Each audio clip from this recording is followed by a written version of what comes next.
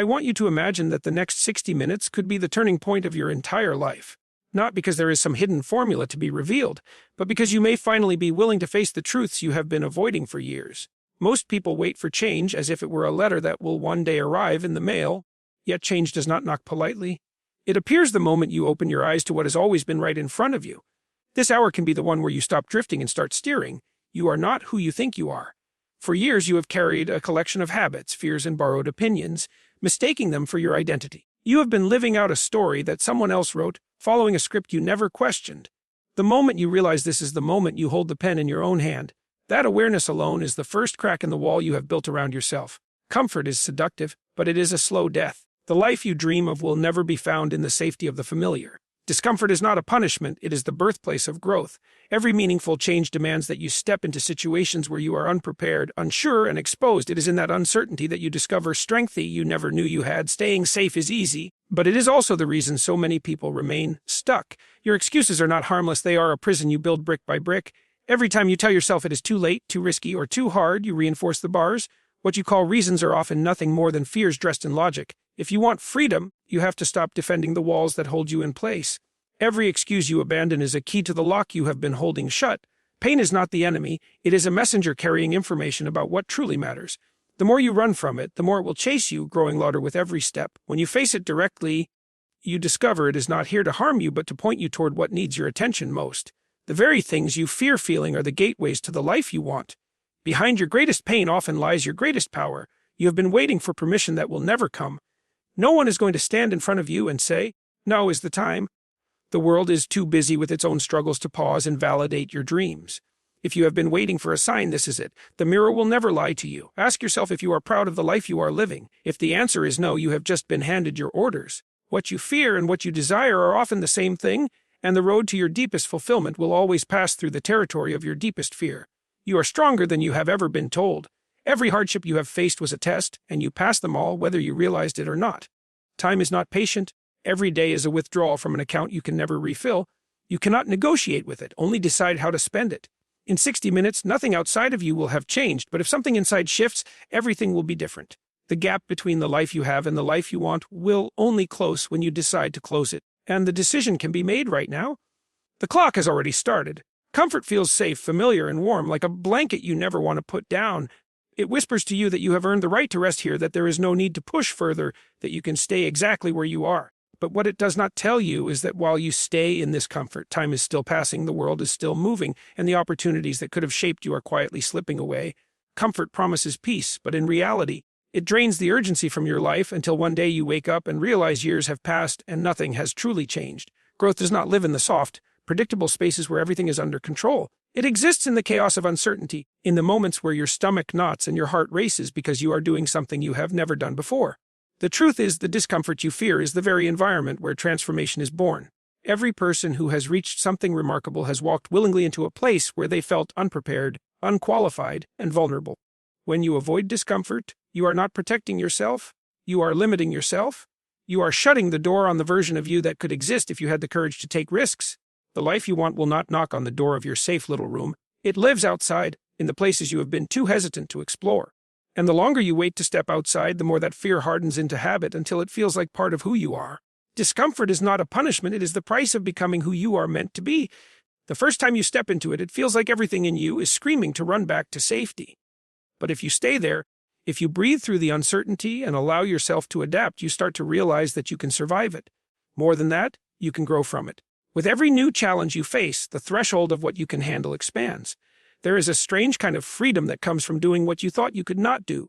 The very thing that once terrified you becomes a place you feel at home in. And once you've lived through that shift, you can never go back to seeing discomfort as something to avoid. It becomes your ally, the place you go when you want to stretch into a bigger version of yourself. Comfort will always try to call you back, telling you that you've done enough, that you can settle now. But settling is the quietest kind of surrender, and it never feels satisfying for long. Deep down, you will still sense that you are capable of more, and that quiet knowledge will follow you everywhere. The only way to silence it is to keep moving forward into new and uncertain territory. The choice is always the same: stay where you are and slowly decay in the safety of the known, or step into the unpredictable and give yourself the chance to evolve. It will not be easy, and it will never feel perfectly timed, but that is the point. Comfort is a slow death. Discomfort is life itself, constantly stretching, breaking, and remaking you into someone stronger than you were before. Excuses have a way of sounding reasonable in the moment. They feel like protection, like a shield against failure, rejection, or embarrassment. You tell yourself that you're too old to start over, that the timing isn't right, that you don't have the resources or the talent yet. But what these words are really doing is keeping you exactly where you are, ensuring that you never have to face the discomfort of growth.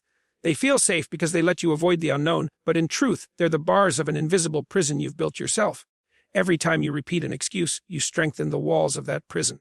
You might think you're simply explaining your situation, but what you're actually doing is convincing yourself that change is impossible. Over time, these stories you tell yourself start to feel like facts. You stop questioning them, and they begin to define the limits of your life. Without realizing it, you have locked the door from the inside and thrown away the key. It's easy to believe that the obstacles outside of you are the problem. The economy, the competition, the lack of opportunity. But far more often, the real chains are the ones you've placed on yourself through your own narrative. When you say, "I can't," enough times, you stop even looking for ways that you could. This is how dreams shrink into distant wishes and ambition fades into regret. The cruel thing about excuses is that they don't just stop you from acting, they convince you that you're doing the sensible thing by standing still. They can even sound noble or humble, as if you're being realistic or responsible. But deep down, you know that's not the truth.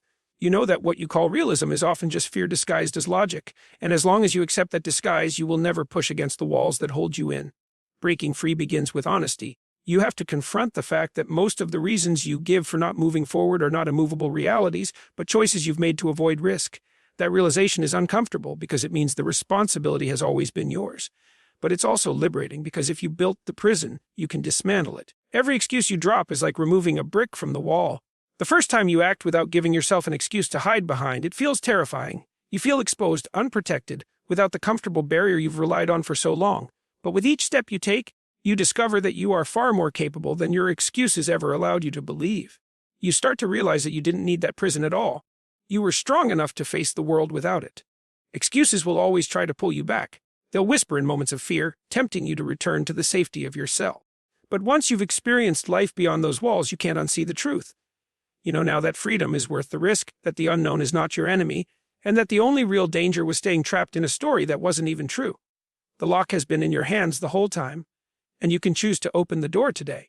Pain is often seen as something to fear, something to avoid at all costs. From a young age, we are taught to move away from discomfort, to patch it over, to distract ourselves until it fades. Yet pain is not a mistake or a malfunction, it is a messenger. It arrives to tell us that something in our life needs attention, that something important is being ignored or neglected. When you treat pain only as an enemy, you silence the very signal that could lead you toward healing and growth. The more you try to run from pain, the more persistent it becomes. It will find new ways to surface, sometimes in your body, sometimes in your thoughts, sometimes in the subtle ways you hold yourself back.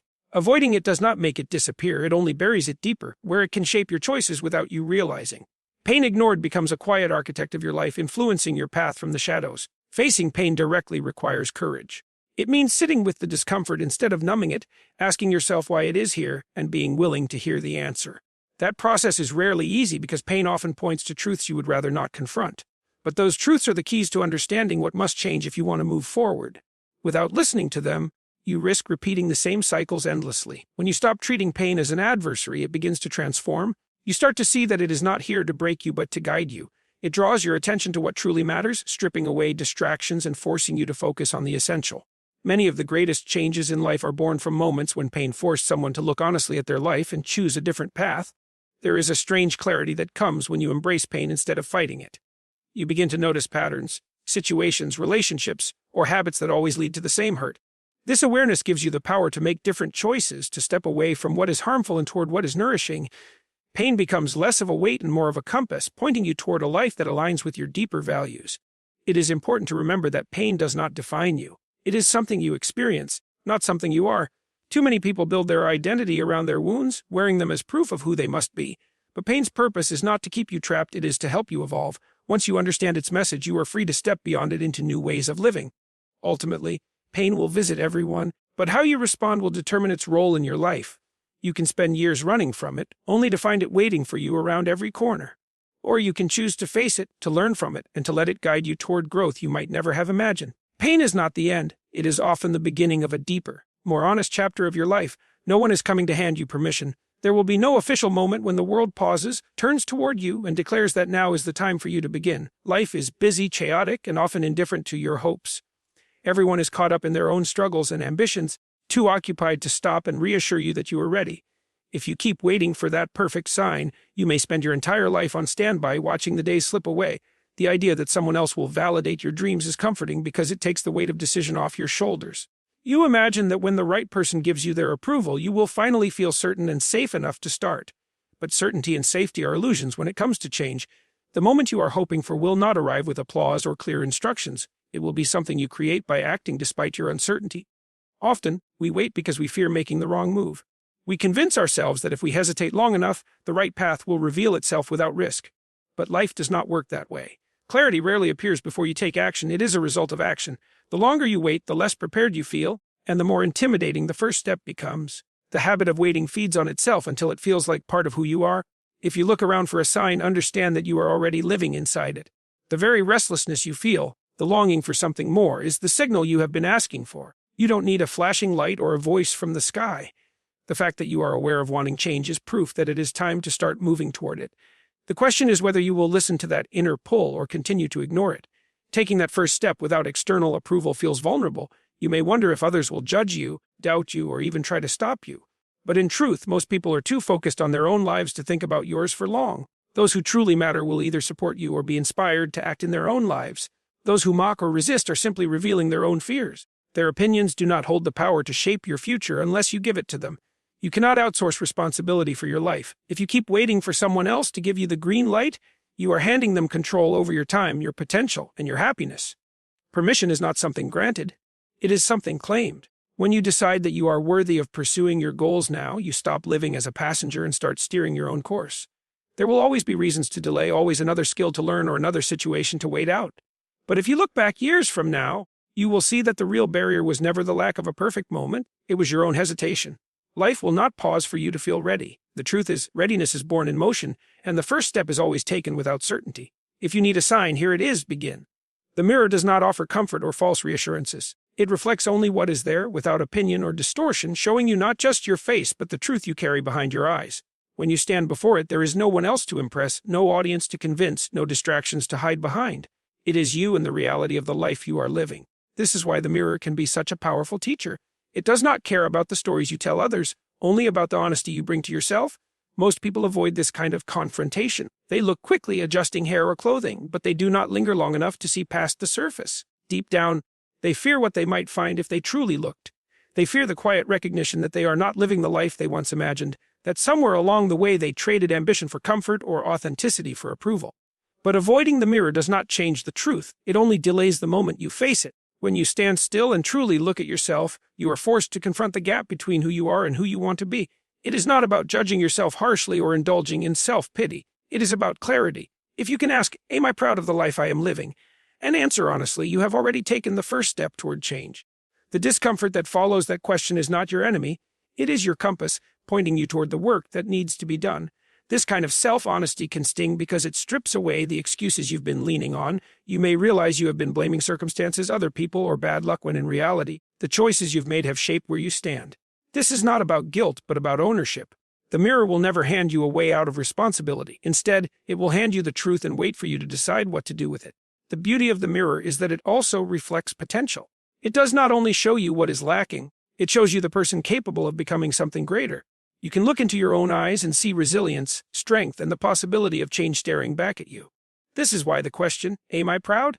is so important, because if the answer is no, it means there is more inside you that has yet to be lived. It is tempting to avoid this confrontation because change is demanding. Once you admit to yourself that you are not where you want to be, you can no longer pretend you are fine with staying still. You must decide whether to act or to accept that you are choosing to remain as you are. The mirror offers no middle ground. It is a place of decision, and that is why so many turn away before they can truly see. If you choose to face it, the mirror can be a starting line. It can be the place where you stop lying to yourself about what you want, where you admit what you have been avoiding, and where you commit to becoming the person you know you can be. This is not a single moment of courage, but a practice. Returning to the mirror again and again to check if you are living in alignment with your truth. And each time you do, the reflection will remind you you cannot hide from yourself forever, but you can grow into someone you are proud to see. And actually, fear and desire are twins. What you want most and what you fear most are often the same thing. That's not a coincidence. The path to your deepest fulfillment is almost always guarded by your deepest fear. What you want most in life often sits on the other side of what you fear most. This is not an accident. Desire and fear are deeply connected, bound together like two sides of the same coin. The very thing that excites you, that lights a fire in your imagination, is often the same thing that makes your chest tighten and your mind race with doubt. This is because the pursuit of your deepest desires requires you to step into uncertainty, to risk rejection, failure, or loss, and fear is simply your mind's way of warning you about that risk. When you think about your biggest dreams, you may feel a mixture of anticipation and dread. You imagine the joy of achieving them, but you also picture everything that could go wrong along the way. That tension is not a sign that you should turn back. It is a sign that you are standing on the threshold of something meaningful.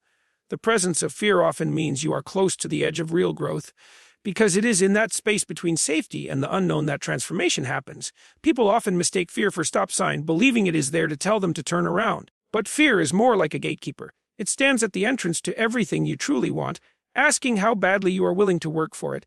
Those who give in to fear stay on the outside, convincing themselves that they never really wanted what they were reaching for. Those who walk through it discover that the fear was never as dangerous as it seemed. It was simply a test of their commitment. The irony is that when you avoid what you fear, you also avoid what you desire. You might feel safer in the short term, but over time, that safety turns into stagnation. The longing does not disappear, it lingers quietly, reminding you of the path you did not take. And the more you avoid it, the more the fear grows, because you have trained yourself to believe it is too big to face. The distance between where you are and where you want to be stretches further each time you step away. To move toward your desires, you must accept that fear will come along for the journey. You cannot wait for it to vanish before you take action.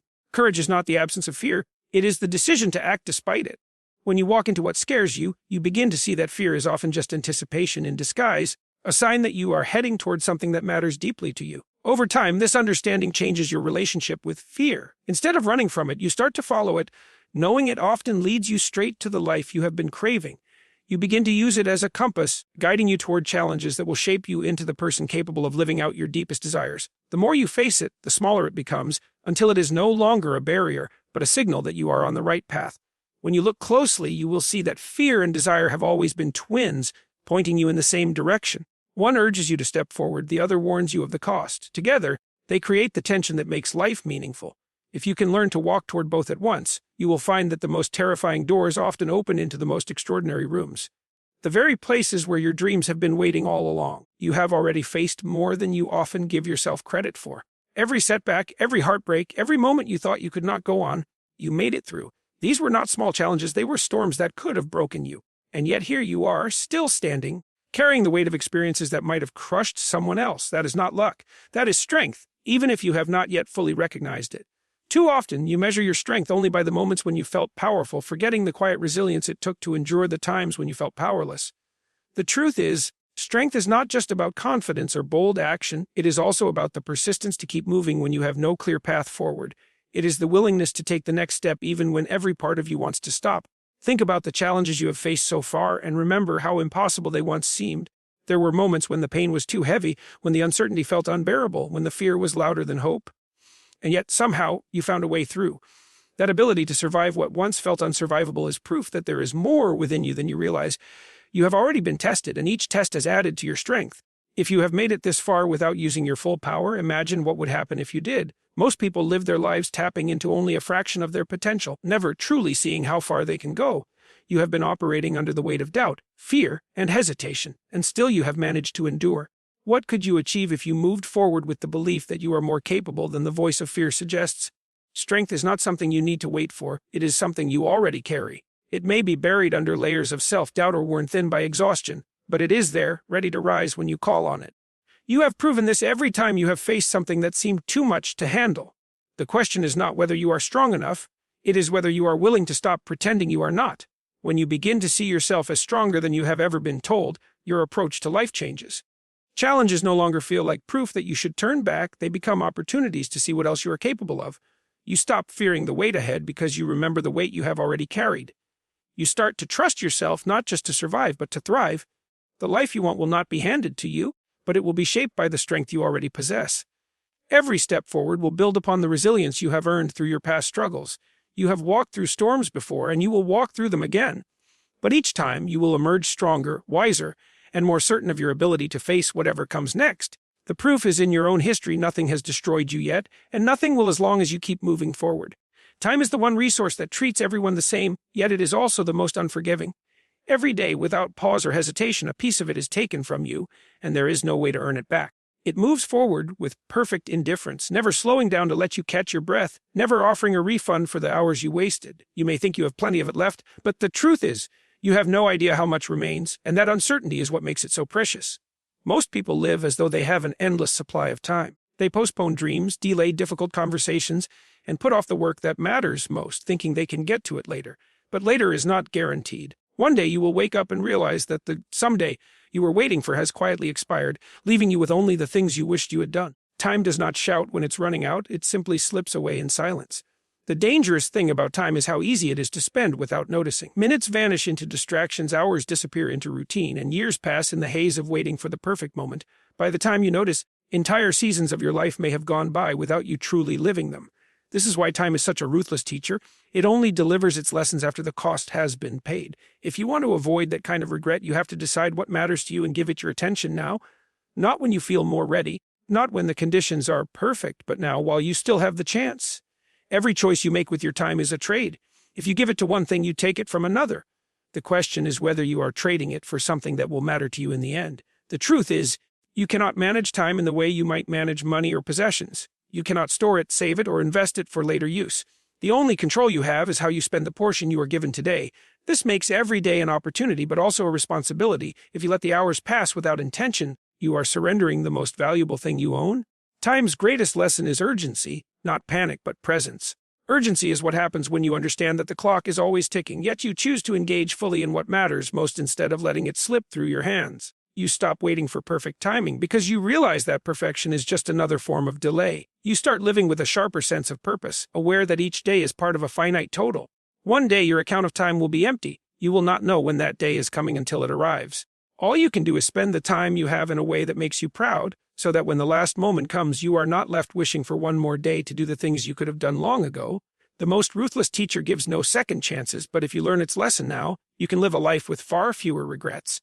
In the next 60 minutes, the world around you will keep moving just as it always has. The same problems will exist, the same routines will continue, and the same obstacles will remain in place. On the surface, nothing will have changed. But inside you, everything can be different if you choose for it to be. Real change does not require the world's permission or a grand announcement. It begins quietly, in the moment you decide you are done living beneath your own potential.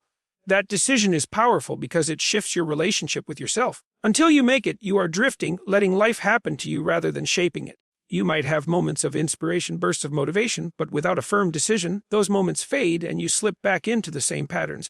Choosing to no longer tolerate the gap between where you are and where you want to be forces you to act differently, to hold yourself accountable in ways you never have before. Many people avoid making this choice because it feels overwhelming. They look at the distance between their current life and their ideal life and assume it must be closed all at once.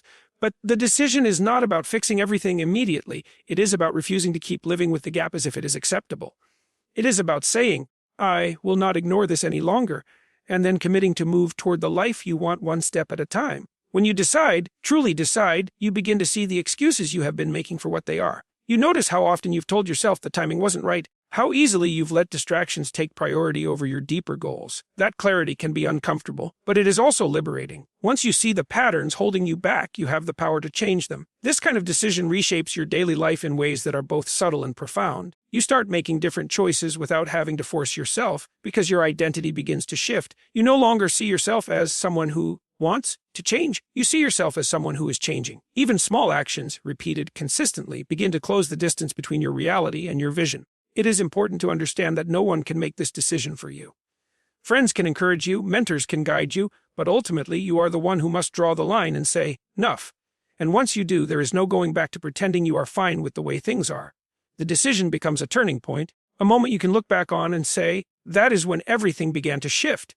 Right now, you have the chance to make that choice. You do not need more time to think it over. You have already thought about it for too long. In an hour, the external world will be the same, but you do not have to be.